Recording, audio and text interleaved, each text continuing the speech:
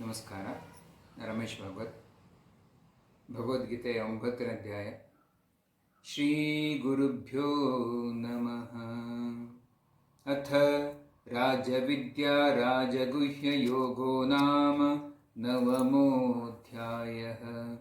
ಶ್ರೀಭಗವಾನುವಾಚ ಇದಂ ತು ತೇ ಗುಹ್ಯತಮಂ ಪ್ರವಕ್ಷ್ಯಾಮ್ಯನಸೂಯವೆ ಜ್ಞಾನಂ ವಿಜ್ಞಾನಸಹಿತಂ ಯಜ್ಞಾತ್ವಾ ಮೋಕ್ಷಸೆ ಶುಭಾತ್. ರಾಜವಿದ್ಯಾ ರಾಜಗುಹ್ಯಂ ಪವಿತ್ರಮಿದಮುತ್ತಮಂ ಪ್ರತ್ಯಕ್ಷಾವಗಮಂ ಧರ್ಮ್ಯಂ ಸುಸುಖಂ ಕರ್ತುಮವ್ಯಯಂ. ಅಶ್ರದ್ಧದಾನಪುರುಷಾ ಧರ್ಮಸ್ಯಾಸ್ಯ ಪರಂ ತಪ ಅಪ್ರಾಪ್ಯ ಮಾಂ ನಿವರ್ತನ್ತೆ ಮೃತ್ಯು ಸಂಸಾರವರ್ತ್ಮನಿ. ಮಯಾ ತತಮಿದಂ ಸರ್ವಂ ಜಗದವ್ಯಕ್ತಮೂರ್ತಿನಾ ಮಸ್ಥಾನಿ ಸರ್ವಭೂತಾನಿ ನ ಚಾಹಂ ತೇಷ್ವವಸ್ಥಿತಃ. ನ ಚ ಮಸ್ಥಾನಿ ಭೂತಾನಿ ಪಶ್ಯ ಮೇ ಯೋಗಮೈಶ್ವರಂ. ಭೂತಭ್ರನ್ನ ಚ ಭೂತಸ್ಥೋ ಮಮಾತ್ಮಾ ಭೂತಭಾವನಃ. ಯಥಾಕಾಶಸ್ಥಿತೋ ನಿತ್ಯಂ ವಾಯು ಸರ್ವತ್ರ ಗೋ ಮಹಾನ್ ತಥಾ ಸರ್ವಾಣಿ ಭೂತಾನಿ ಮಸ್ಥಾನೀತ್ಯುಪಧಾರಯ.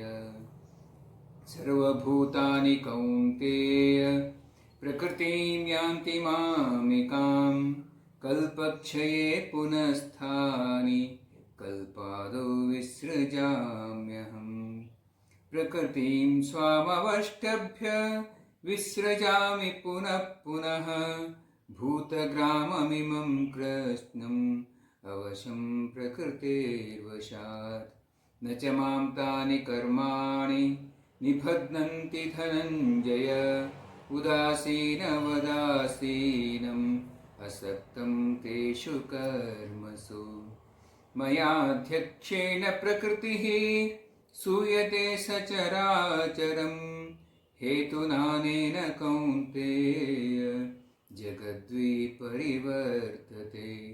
ಅವಜಾನಂತಿ ಮಾಂ ಮೂಢಾ ಮಾನುಷೀಂ ತನುಮಾಶ್ರಿತಂ ಪರಂ ಭಾವಮಜಾನಂತೋ ಮಮ ಭೂತಮಹೇಶ್ವರಂ.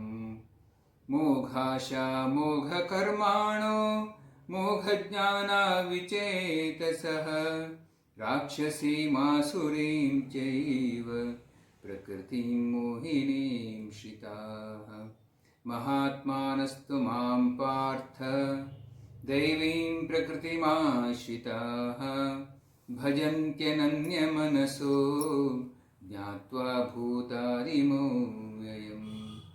ಸತತಂ ಕೀರ್ತಯಂತೋ ಮಾಂ ಯತಂತಶ್ಚ ದೃಢವ್ರತಾಃ ನಮಸ್ತಶ್ಚಂತ ಮಾಂ ಭಕ್ತ್ಯಾ ನಿತ್ಯಯುಕ್ತಾ ಉಪಾಸತೆ. ಜ್ಞಾನಯಜ್ಞೇನ ಚಾಪ್ಯನ್ಯೇ ಯಜಂತೋ ಮಾಮುಪಾಸತೆ.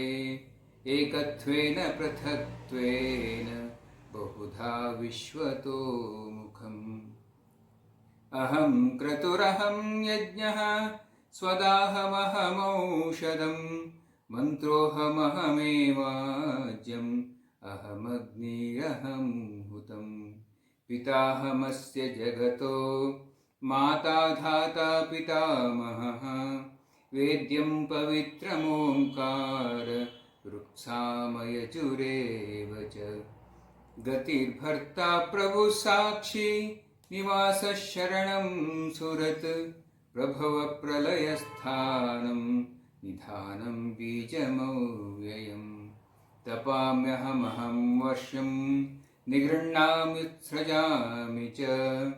ಅಮೃತಂ ಚೈವ ಮೃತ್ಯುಶ್ಚ ಸದಸಚ್ಚಾಹಮರ್ಜುನ. ತ್ರೈವಿದ್ಯಾ ಮಾಂ ಸೋಮಪಾಪೂತಪಾಪ ಯಜ್ಞೈರಿಷ್ಟ್ವಾ ಸ್ವರ್ಗತಿಂ ಪ್ರಾರ್ಥಯಂತೆ. ते पुण्यमासाद्य सुरेन्द्रलोकम् अश्नुन्ते दिव्यां दिवि देवभोगान्. ते तं भुक्त्वा स्वर्गलोकं विशालं क्षीणे पुण्ये मर्त्यलोकं विशन्ति एवं त्रयी धर्ममनुप्रपन्ना गतागतं कामकामा लभन्ते अनन्याश्चिन्तयन्तो मां ये जना पर्युपासते तेषां नित्याभियुक्तानां योगक्षेमं वहाम्यहम् येऽप्यन्यदेवता भक्ताः यजन्ते श्रद्धयान्विताः तेऽपि मामेव कौन्तेय यजन्त्य विधिपूर्वकम् अहं हि सर्वयज्ञानां भोक्ता च प्रभुरेव च न तु मामभिजानन्ति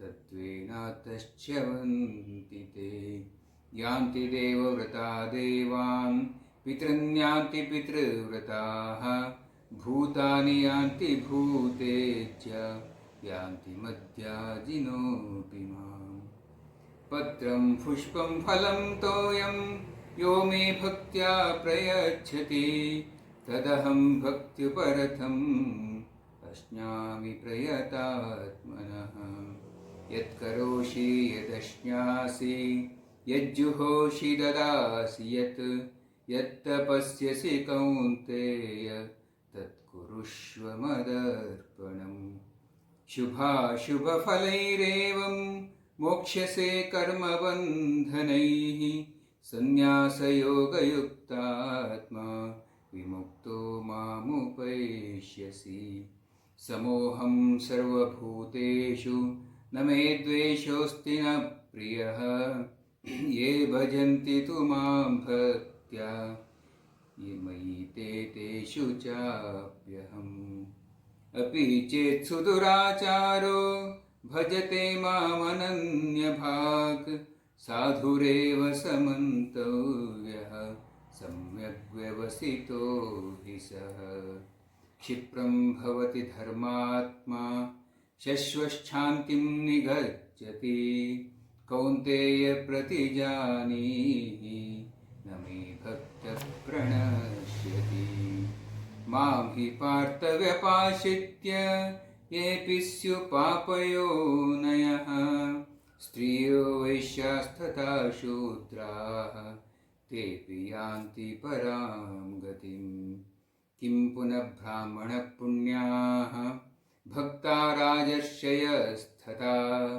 अनित्यमसुखं लोकम् इमं प्राप्य भजस्व माम् मन्मना भव मद्भक्तो मध्याजी मां नमस्कुरु मामे वैश्यसि उक्त्वैवम् आत्मानं मत्परायणः ॐ तत्सदिति श्रीमद्भगवद्गीतासु उपनिषत्सु ब्रह्मविद्यायां योगशास्त्रे श्रीकृष्णार्जुनसंवादे राजविद्या राजगुह्ययोगो नाम नवमोऽध्यायः।